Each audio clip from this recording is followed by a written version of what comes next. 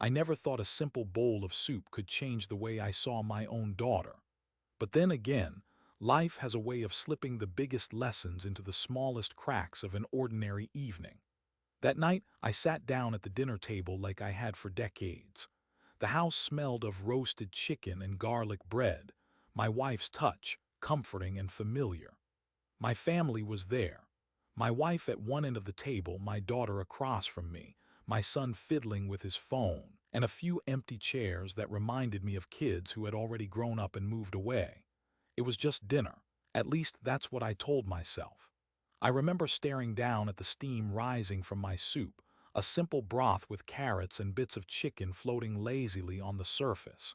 It was the kind of meal that carried history in it, the kind of food I'd eaten as a boy, then fed to my kids when money was tight. Soup always stretched enough for everyone. It was comfort, it was survival, it was home. And that's when I saw it, her hand, my daughter's hand, slender fingers, nails painted pale pink, moving quickly, too quickly as if she wanted nobody to notice, but fathers notice. Believe me when I say this, a father's eyes may grow old, but they never stop seeing when it comes to their children. Something small slipped into my soup, something that didn't belong. At first, I thought I was mistaken. Maybe she was adding salt or pepper, or maybe I was just tired from a long day. But no. The way she looked up, froze for half a second, and then glanced away, it told me everything. She thought she'd gotten away with it. And I didn't move. I didn't ask, what was that? I didn't grab the bowl and demand an explanation.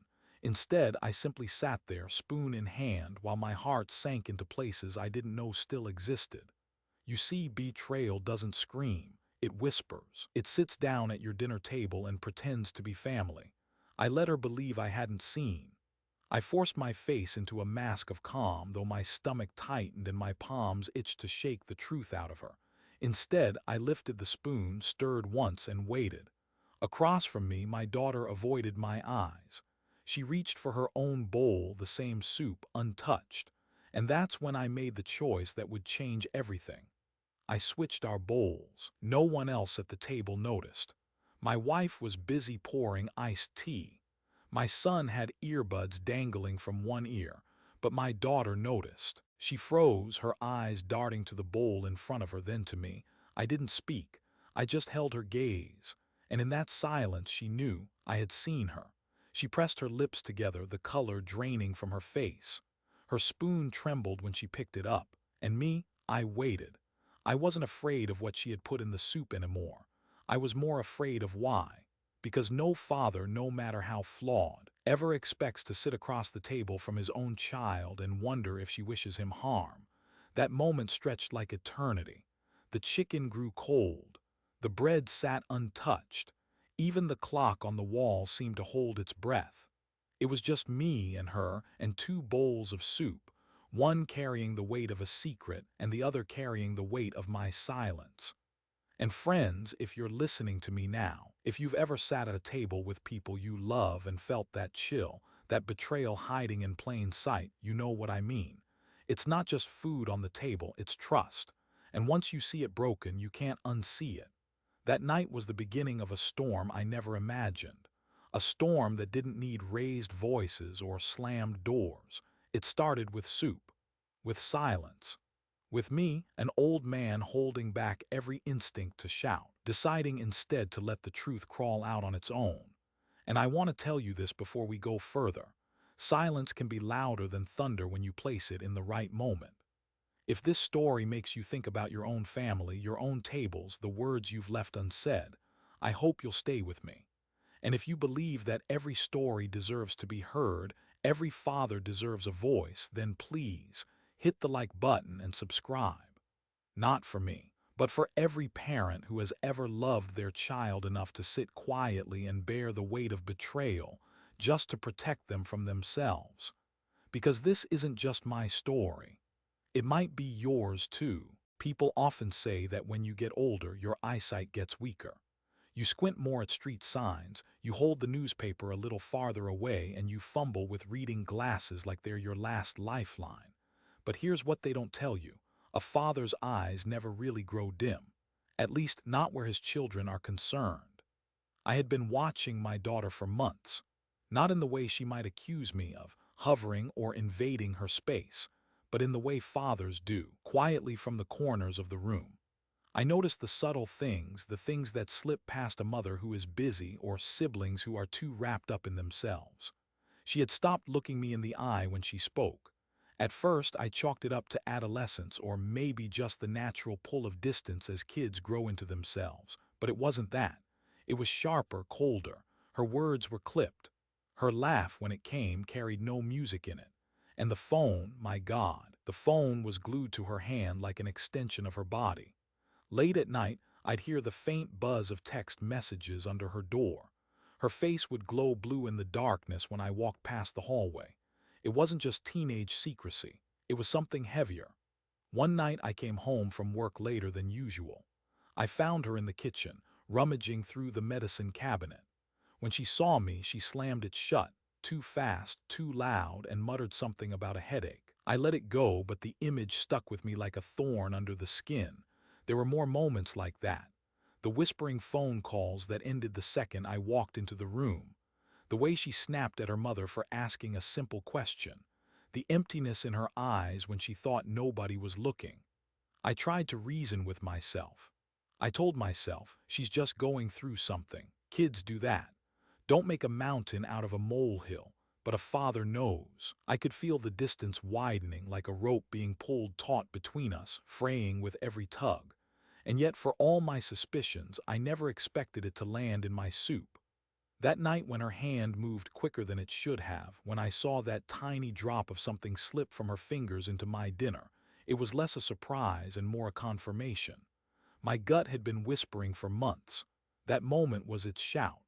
I didn't show it, though. Not yet. I let her believe she was invisible. But my mind was racing back through every moment I'd overlooked. I remembered the time she came home smelling faintly of alcohol and swore it was just perfume. I remembered the packet I found in her backpack, the one she claimed was just vitamins. I remembered how she used to sit beside me on the couch, watch baseball games, and ask me about every little detail. But lately, she left the room as soon as I entered. It was like I was a shadow to her, and maybe that was the worst part. Fathers don't fear being hated as much as they fear being forgotten. That night at the table, though, I realized something deeper. This wasn't just rebellion, this wasn't just anger, this was a test of how much I was still watching, a test of how much I still cared. And I did, more than she would ever know. When I switched the bowls, it wasn't about catching her in the act. It wasn't about proving I was smarter. It was about saying, without words, I see you. I've always seen you, and I always will, because a father's eyes may grow tired, but they never lie.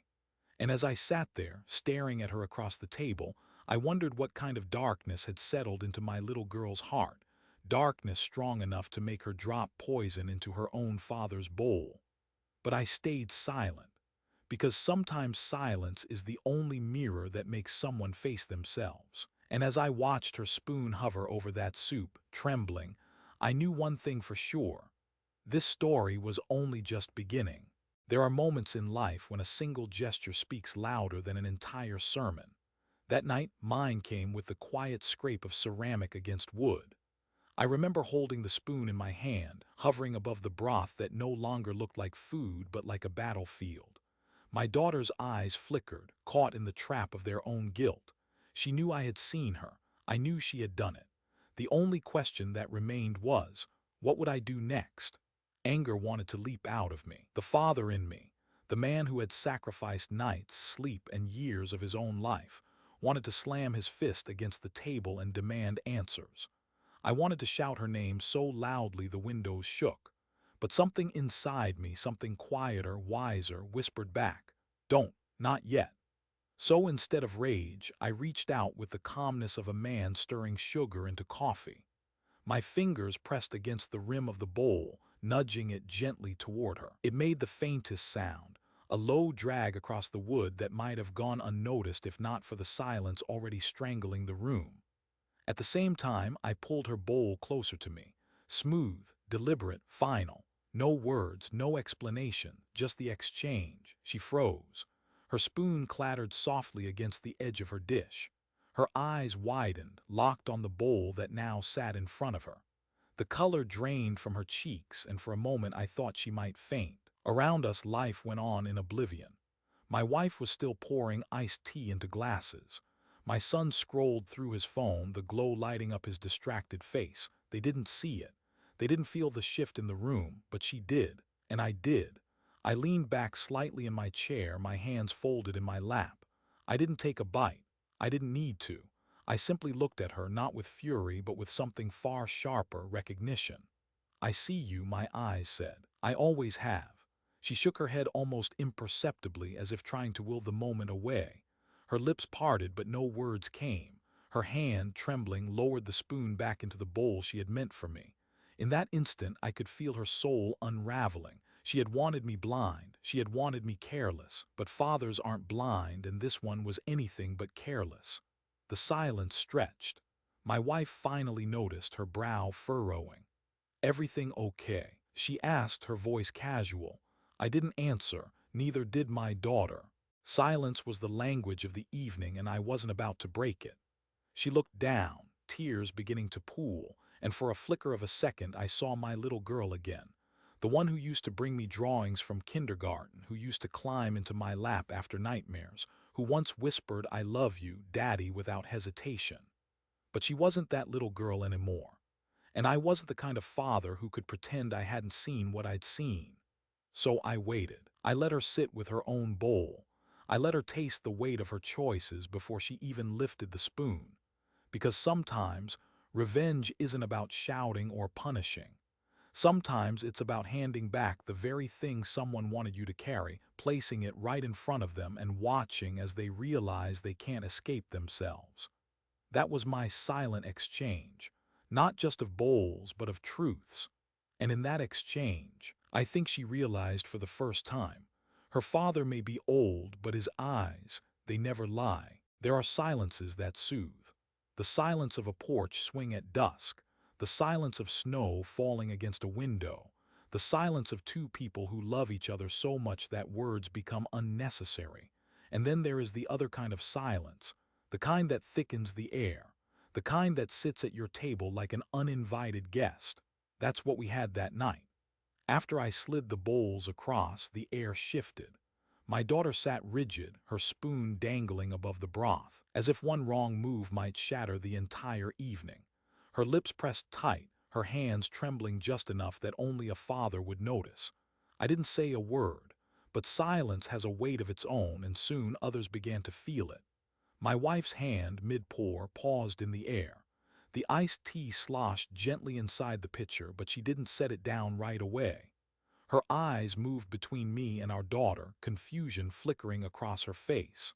My son, still hunched over his phone, finally looked up. "What?"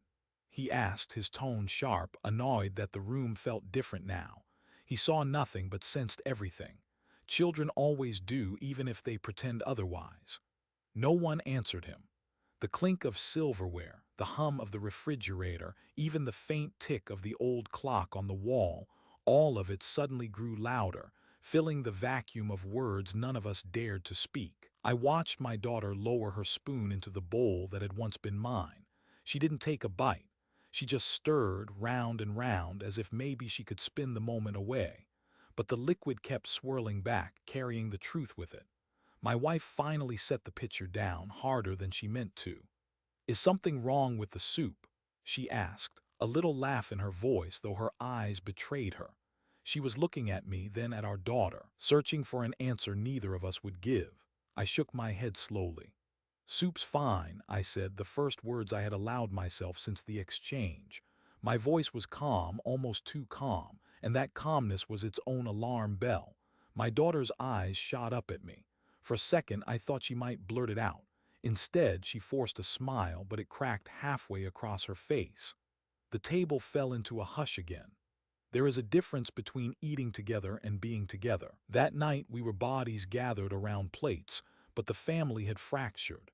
My son's fork hovered in the air, forgotten. My wife pretended to butter bread, though the knife scratched harshly against the crust. And me, I simply sat there watching my daughter drown in the silence she had created. It's a strange thing to realize your home, the place built for laughter, for clattering dishes, for stories shared over meals, can suddenly feel like a courtroom. Every movement on that table felt like testimony, every glance like cross-examination. I thought of all the dinners before this one, the birthday candles blown out, the turkey carved on Thanksgiving, the messy spaghetti nights when sauce stained the tablecloth and we laughed until our sides hurt. How easily silence can erase all of that. My daughter's breathing grew shallow. Her spoon slipped, clinking against the side of the bowl, and that tiny sound was enough to make everyone flinch. My son muttered, "Geez, what's going on?" But no one answered him. We were locked in something bigger than questions. The silence wasn't just in the room, it was in us. It wrapped around each of us like a rope, binding us to the truth none of us could name. And in that silence I realized, sometimes families break not with explosions but with pauses, with words unsaid, with bowls of soup untouched. That was the night our table fell silent. And once silence takes a seat, it rarely leaves without demanding a price. There is a strange thing about guilt. It can dress itself up in silence, in smiles, even in laughter. But no mask, no matter how carefully painted, can withstand the steady gaze of someone who knows you. That night I was that gaze, and my daughter was the mask. She sat across from me, her spoon spinning lazy circles in the broth, her lips tugged into a smile too stiff to be real. She thought she could pretend this was just another dinner. But I had raised her. I had rocked her to sleep when colic kept her crying through the night. I had taught her how to ride a bike, running alongside until she no longer needed my hand. A father doesn't forget the face of his child, and I knew this wasn't her face. Her hand trembled as she tried to lift the spoon, but it rattled against the bowl, the sound sharp enough to draw everyone's eyes. My wife frowned. My son, restless, muttered, "What's wrong with her?" "Nothing," she said quickly, too quickly. Her voice cracked halfway, a thin fracture in the facade she was trying so desperately to hold. I said nothing. I let the silence do its work, because here's the truth I've learned in 60 years of life. Sometimes words only give people something to fight against. Silence, though, silence forces them to fight themselves. She stared at me, then looked away. Her foot tapped nervously under the table. Her shoulders hunched as if the air itself had grown heavy. And when her eyes flicked back to mine, I saw it, the fear. Not of me, but of the truth I carried in my silence. "Dad," she whispered, barely audible. My wife straightened. "What is it?" But my daughter clamped her mouth shut again, shaking her head. She forced another brittle smile, but it lasted only a second before her lips quivered. I didn't blink. I didn't lean forward or back. I just stayed still, watching, not judging, not accusing, just being there. And in that stillness, the cracks spread wider. Her spoon lowered. Her hand slipped, splashing broth onto the tablecloth. She jumped as though the spill were an explosion. My son sighed, irritated. My wife began dabbing at the stain with a napkin, her eyes darting between us like a referee who didn't know the rules of the game. But I didn't move. I wanted her to sit with it, to feel it. And she did. Her chest rose and fell too quickly. Her fingers fidgeted in her lap. Her gaze kept dropping back to that bowl, my bowl, the one I had placed in front of her, and I could see the weight of it pressing down on her like a stone. Finally, her voice cracked. "I don't want it," she said suddenly, shoving the bowl an inch away from her. My wife blinked. "Honey, what are you talking about? It's just soup." "No," my daughter said, louder this time. Her chair squeaked against the floor as she shifted, restless, cornered. I can't." She stopped herself, biting down hard on her lip.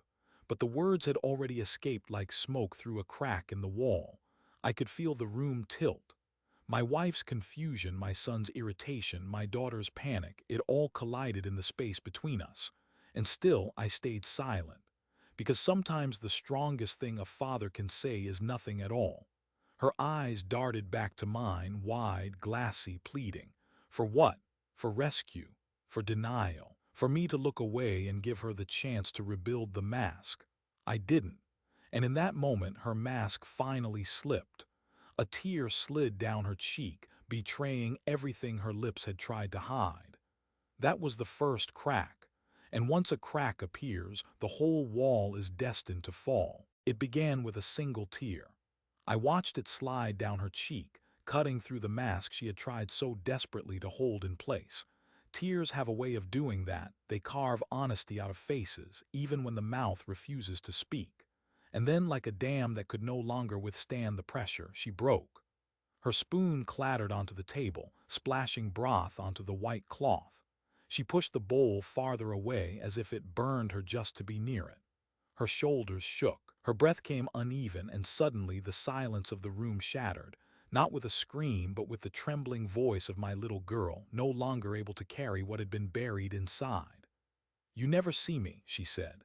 Her words were soft, almost swallowed by the air, but they cut through me sharper than any knife. "What?" my wife asked, startled, but my daughter's eyes were locked on mine, her face blotchy with tears, her lips trembling. "You don't see me. You've never seen me, not really." I wanted to argue. I wanted to say I saw you every day of your life. The birthdays, the school plays, the scraped knees I bandaged, the bedtime stories I read when my eyes were heavy from work. But something in her voice told me this wasn't about facts. It was about feelings. And feelings, once caged, don't listen to reason. They only listen to release. She went on, her voice rising now, louder, rower. "You were always too busy, too tired. You had work, you had bills, you had everyone else, but me." She pounded her fist against her chest. "You never looked at me long enough to know who I was becoming." Her words poured out faster, jagged, unfiltered. Years of hurt spilling onto the table like the soup she refused to touch. "You went to his baseball games." She jabbed a finger toward her brother, who shrank back in his chair. "You bragged about him to your friends. You bought him gear. You spent weekends driving him all over the state. And me, I got leftover attention, hand-me-down love. Do you even know what my favorite color is, Dad? Do you?" Her voice cracked, but she pressed on. "I hated it. I hated sitting there, watching you care about everyone else but me. I hated feeling invisible in my own house. And I hated myself for wanting your attention so badly that I would do anything just to make you look at me." The words hung in the air like smoke, bitter and suffocating. I sat there, stunned, because as much as her accusations sliced me open, I knew they weren't entirely untrue. I had worked long hours, nights, weekends. I had missed dinners, recitals, small moments that seemed forgettable to me but monumental to her. I had told myself I was doing it for the family, for her too. But love that is unseen is often felt as absence. My wife covered her mouth with her hand, tears brimming in her own eyes. My son shifted uncomfortably, muttering under his breath, "This is crazy," but no one listened, because this wasn't about them. This was between a father and his daughter. She looked down at the bowl again, her chest heaving. "That's why I did it," she whispered. "That's why I wanted you to eat it, because maybe then you'd notice. Maybe then you'd finally look at me."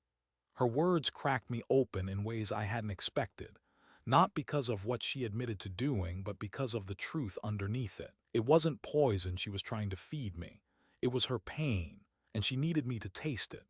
I felt my throat tighten, but I held back the flood of words rising inside me, because this moment wasn't about me defending myself or correcting her memory or listing the sacrifices I had made. This was about her, and what she carried inside. So I let her speak. I let every arrow pierce me, every accusation land, because she needed to release it more than I needed to defend myself. And as I watched her crumble under the weight of her own confession, I realized something I should have known long ago. Sometimes the people we love don't need our answers. They just need our ears. That night my daughter's mask fell, and in its place she gave me her truth. Ugly, raw, necessary. The kind of truth that can only be spoken at a dinner table where silence has already done its work. When words come fast, they're easy to dismiss. But silence stays. After my daughter's confession spilled across the table, the room seemed to tilt. My wife's hand froze midair, her eyes wide and wet.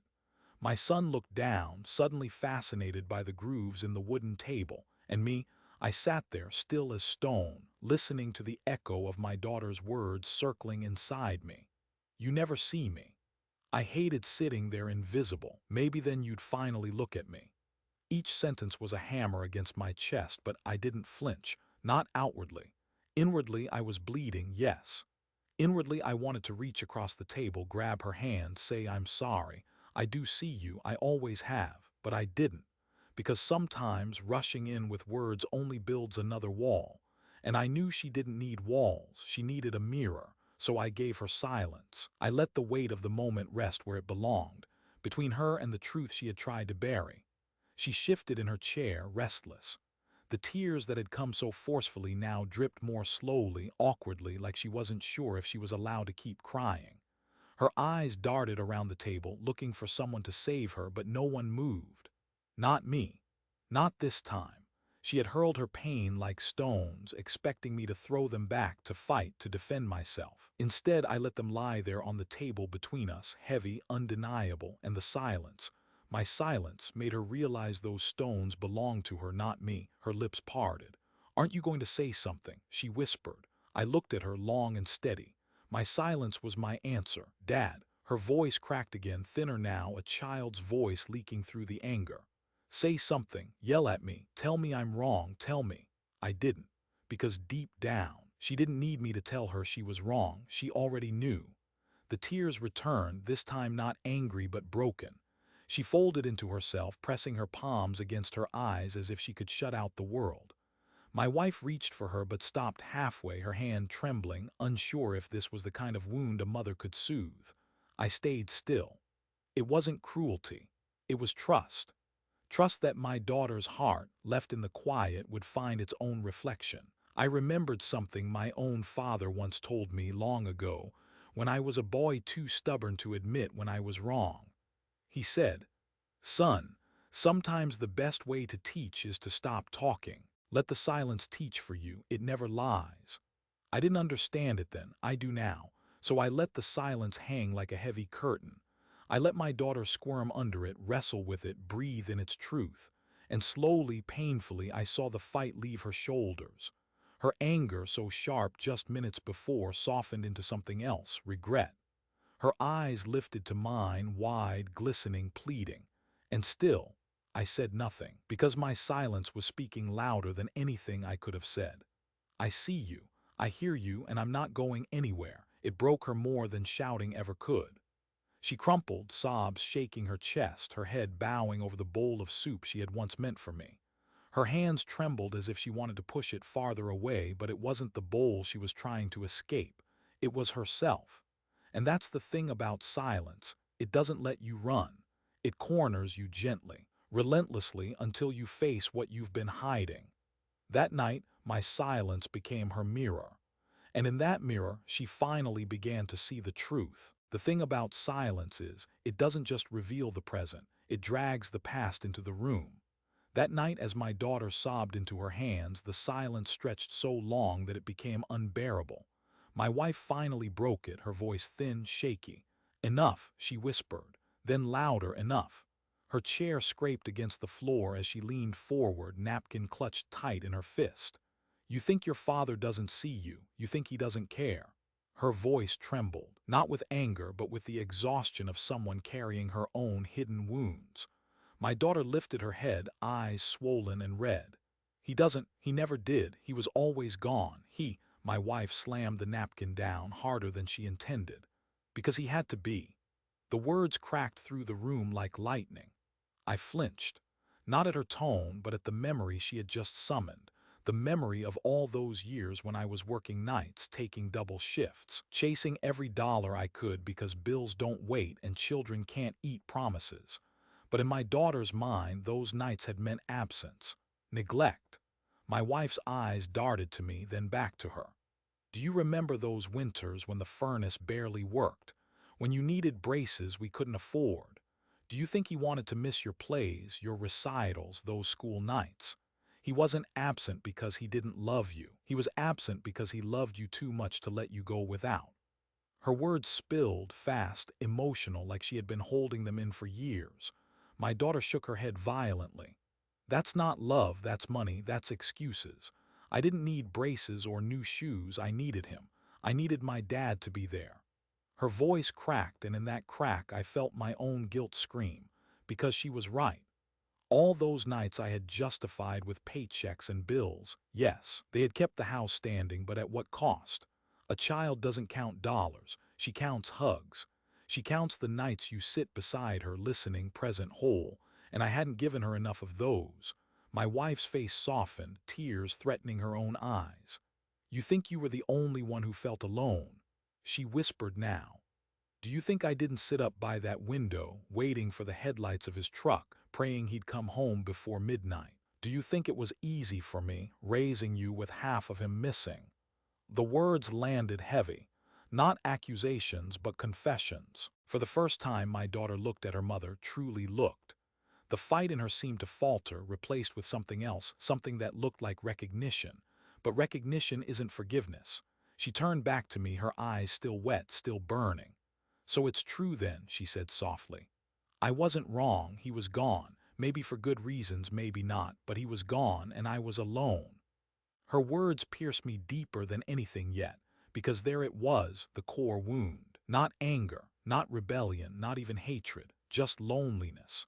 A little girl left staring at the door that never opened when she needed it. My wife's voice dropped lower, weary now. We almost didn't make it, you know, your father and I. There were nights I thought we wouldn't last. Nights when I asked myself if keeping this family together was worth it, but we did, for you, for all of you. Her confession floated in the air, raw and real. My son, silent until now, finally spoke. I didn't know any of this. His voice was small, the bravado stripped away. He looked between us, suddenly realizing he'd been living in the same house as a family he barely understood. The table grew heavy again, not with silence this time, but with the weight of history. It's strange how one night, one bowl of soup can dig up years of buried pain.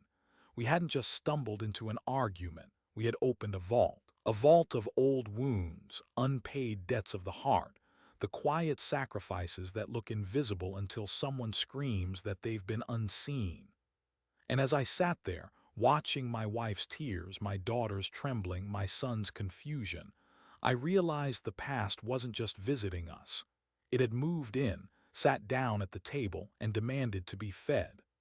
We could no longer ignore it. There's a sound a heart makes when it finally cracks. It isn't a scream. It isn't even a cry. It's the sound of something giving way after being held too tight for too long. That night at our dinner table, I heard that sound. My daughter's chair screeched backward as she shot up, fists clenched, tears streaking her face. Her body shook like she was carrying a storm inside her that had no place else to go. You don't get it, she shouted, her voice shattering the fragile calm. None of you get it. The words ricocheted through the dining room. My son flinched, my wife froze mid-breath, and I just sat there, steady as stone, though every nerve in me wanted to rise with her to match her fire. But I didn't. She slammed her palm against the table, rattling the silverware. You keep saying you did it all for me, for us, that you worked late, that you sacrificed. But you know what? I never asked for any of that. I didn't want money. I didn't want braces. I didn't want a furnace that worked. I wanted a dad. Her voice cracked on the last word, breaking into a sob that barely caught itself. And you, she pointed at me, her finger trembling like a dagger she was too weak to hold. You were supposed to be there, but you weren't. You left me alone in this house with my thoughts, with my anger, with the feeling that I didn't matter. Do you know what that does to a girl? Do you? My chest burned, not from her accusation, but from the truth inside it. I opened my mouth, but nothing came out, because what could I say? That I did my best, that I thought paying bills was the same as paying attention. Excuses taste bitter in a child's mouth. She didn't wait for my answer. I tried to be good. I tried to be the daughter you wanted, but no matter what I did, you never saw me, not really. You looked through me, past me, like I was furniture in your house, not flesh and blood. Her fist struck the table again, harder this time. The soup bowls jumped, sloshing liquid onto the cloth. My wife gasped, half rising from her chair. My son muttered under his breath, "This is insane," but even his voice was shaking now. She turned on them too. "And you," she snapped at her brother. "You got everything, the games, the praise, the attention. You were the star, and me, I was the shadow. I was the mistake nobody said out loud." Her brother's face drained of color. "That's not true," he whispered, but she cut him off. "It is true. Don't act like you didn't know. You saw it. You loved it. You lived in the spotlight while I drowned in the dark." Her words came in ragged bursts, each one ripping open a deeper wound. She looked back at me, her chest heaving.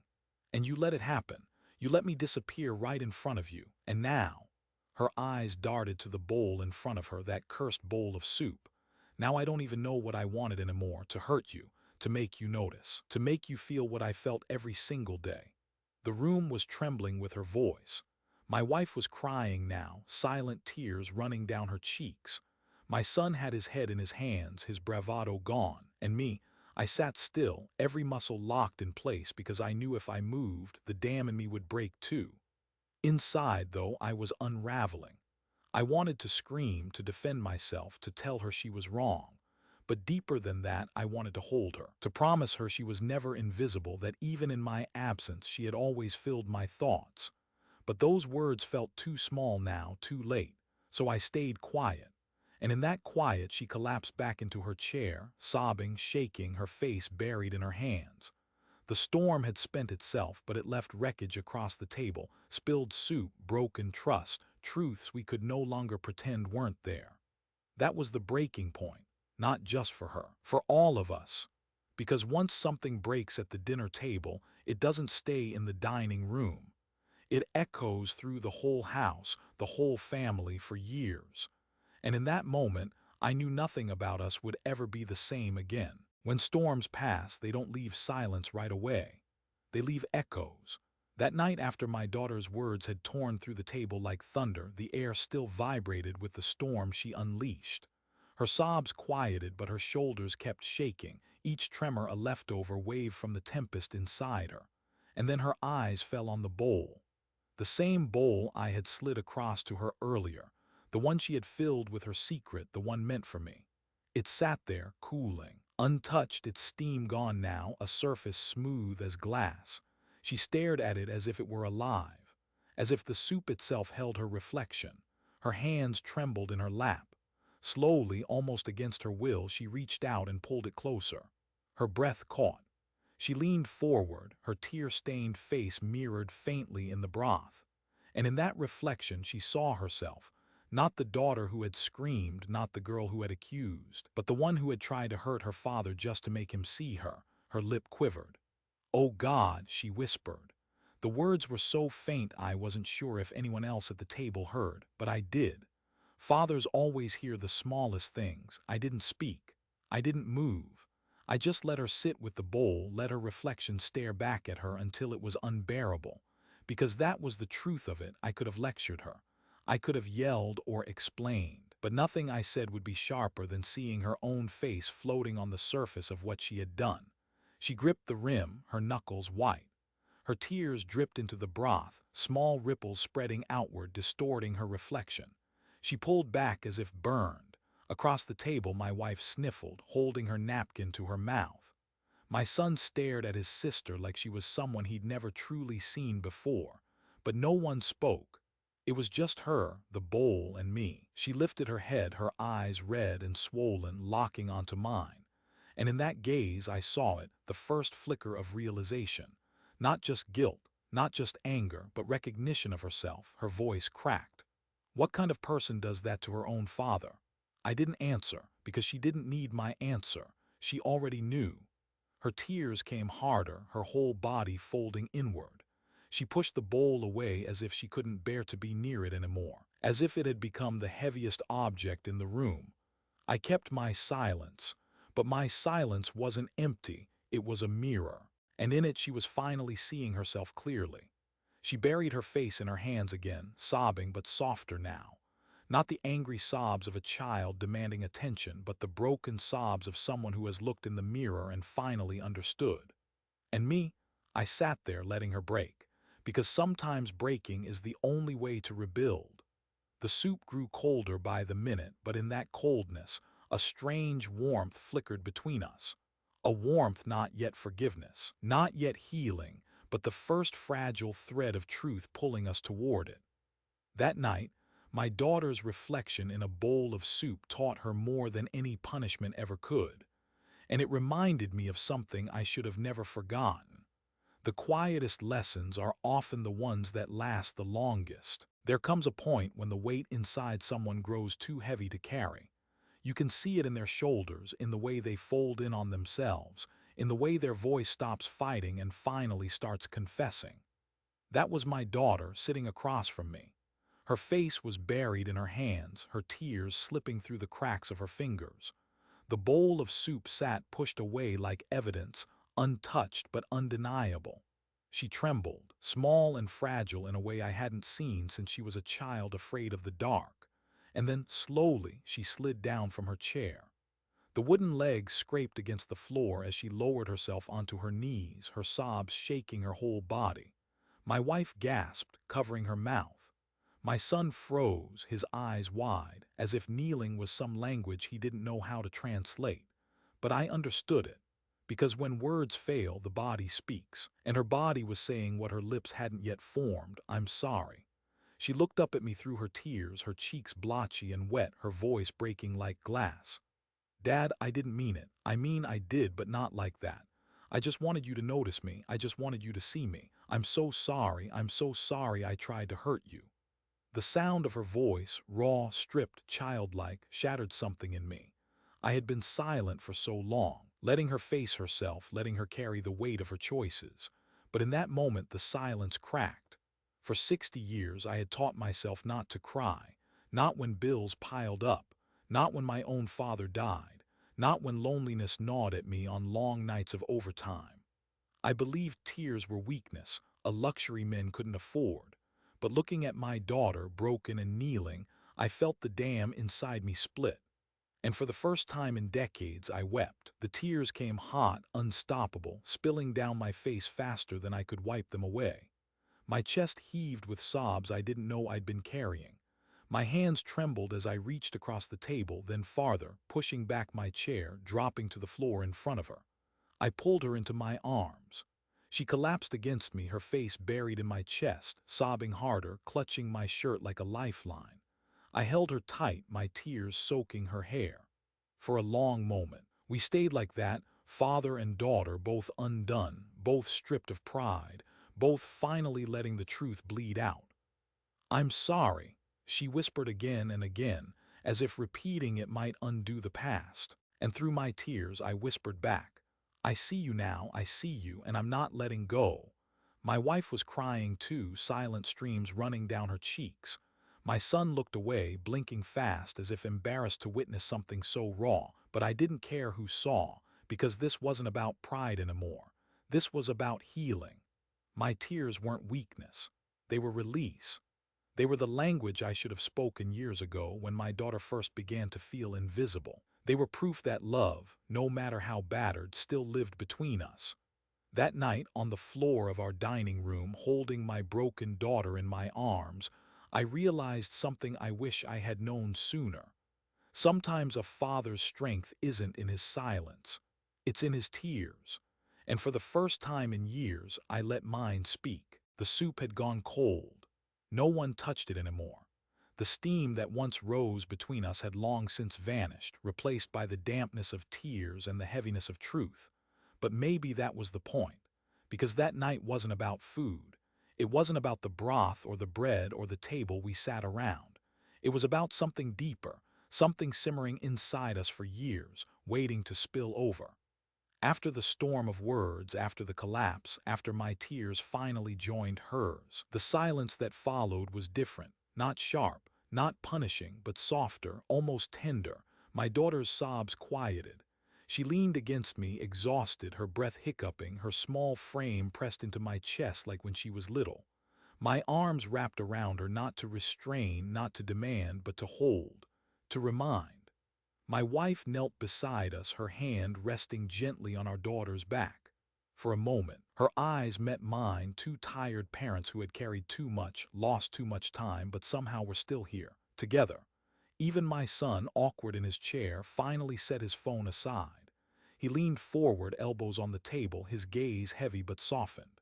"Sis," he muttered, voice rough, "you're not invisible. You never were. I'm sorry if I made you feel that way." She turned her head just enough to see him, her face swollen with tears, and gave the tiniest nod. It wasn't forgiveness, not yet. But it was a start. We sat like that for a long while, the four of us bound not by words but by the fragile threads of something trying to mend itself. The soup cooled, the bread hardened, but none of that mattered. What mattered was the warmth we were trying to stir back into each other's hearts. When my daughter finally pulled back, she wiped her face with the back of her sleeve. Her eyes, though swollen, carried something new, something raw but honest. "I'm sorry," she whispered again, softer now, steadier. I cupped her face in my hands, my thumbs brushing her damp cheeks. "I know," I said. "And I'm sorry, too, for every night I wasn't here, for every moment I thought money could replace time, for every time I made you feel unseen." Her lips trembled, but she didn't cry again. She just nodded, and in that nod was the fragile beginning of something we had almost lost forever. My wife squeezed both our hands. My son shifted closer. And in that small, imperfect huddle on the dining room floor, our family found its way back to each other. Not fixed, not whole, but willing to try again. That night I learned something I should have known long ago. Sometimes silence is the sharpest teacher. Sometimes a simple exchange, a bowl of soup pushed across a table, can hold more weight than 1,000 arguments. And sometimes it takes tears, real and unashamed, to remind us that love is still there, even under layers of hurt. The lesson of the soup is simple. We can't always fix the past, but we can face it together. And if you're listening to me now, maybe you're carrying your own bowl, filled not with broth, but with old wounds, unspoken words, regrets too heavy to swallow. I want you to know this. Put it down. Look across your own table. See the people in front of you. Tell them, hold them, cry if you have to, because silence can destroy, but it can also heal. And to you who have walked with me through this story, I want to thank you. Thank you for giving me your time, for letting me share a piece of my family, a piece of myself. I wish you health. I wish you peace. And more than anything, I wish that in your own home, around your own table, you never feel invisible, and you never let the people you love feel invisible either. Take care of yourself. Take care of your family. And if this story touched you, stay with me. Like, subscribe, and let's keep sharing these moments, because sometimes the smallest stories carry the biggest truths. From one father's heart to yours. May you always have a place at the table and someone who truly sees you there.